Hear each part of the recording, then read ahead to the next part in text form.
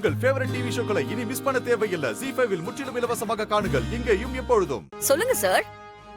எழிலோட wife தான் பேசுறேன். ஓஹோ, அப்படியா? ரொம்ப சந்தோஷம் சார். காலையில ஒரு நல்ல விஷயத்த சொல்லிருக்கீங்க. ஹோல் ஃபேமிலியும் அதை தான் எதிர்பார்த்துட்டு இருக்கோம்.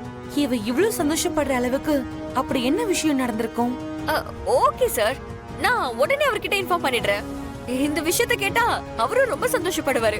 நான் வச்சிடுறேன்.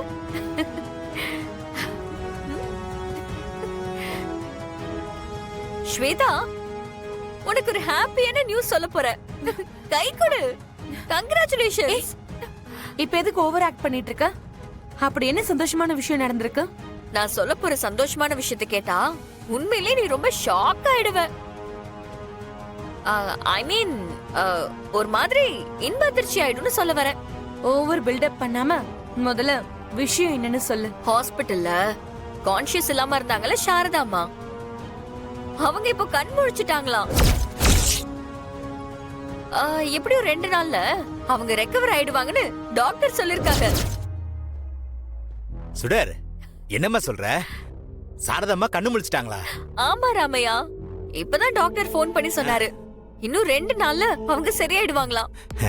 கேக்குறதுக்கே ரொம்ப சந்தோஷமா இருக்குமா? அதான் இந்த சந்தோஷமான விஷயத்த ஸ்வேதா கிட்ட சொல்லிட்டு இருக்கேன். சாரதாம்மா இவ்ளோ சீக்கிரம் கண் முழிச்சதுல நம்மள விட ஸ்வேதாவுக்கு தானே ரொம்ப சந்தோஷமா இருக்கும். இல்ல ஸ்வேதா? என்ன ஸ்வேதா அப்படி பாக்குற? இந்து அக்காவோட ப்ராப்பர்ட்டி எல்லாம் சாரதாம்மா முன்னாடி தானே உனக்கு எழுதி கொடுக்கறதா பேசிருக்கோம். அதான் இப்போ அவங்களே கண்ணு முடிச்சிட்டாங்கல்ல, நேரடியா அவங்களே வந்து உன்னை பார்த்து இந்து அக்காவோட ப்ராப்பர்ட்டில அப்படியே உன் பேருக்கு மாறிடும். அது உனக்கு சந்தோஷமான விஷயம் தானே? ஆமா, எனக்கு சந்தோஷம்தான். அவங்க இவ்ளோ சீக்கிரம் கண்ணு முழிப்பாங்கன்னு நான் நினைக்கவே இல்லை. உனக்கு சீக்கிரமே நல்லது நடக்கணும்னு கடவுளே முடிவு பண்ணிருக்காரு போல இருக்கு. அதான் சாரதாமாவையும் கண்ணு முழிக்க வச்சுட்டாரு.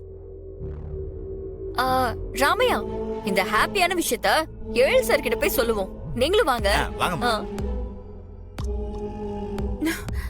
இவ என்ன இவ்வளவு பெரிய குண்டை தூக்கி போட்டு போறா?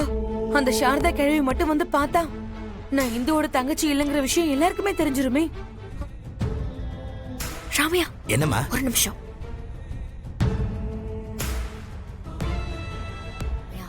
இந்த ஸ்வேதா இந்துவோட தங்கச்சி இல்லன்னு எனக்கு கிளியரா தெரிஞ்சிருச்சு.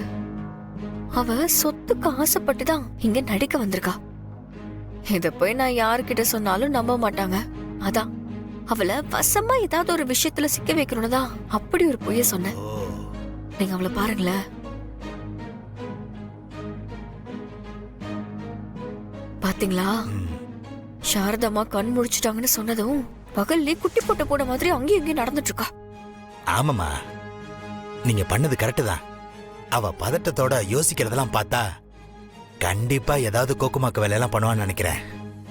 நாம அந்த நேரம் கையும் களவுமா பிடிக்கிறோம். அதானமா உங்க திட்டம்? ஆமா ராமையா, வெயிட் பண்ணி பாப்போம் அவ என்னதான் பண்றான்னு.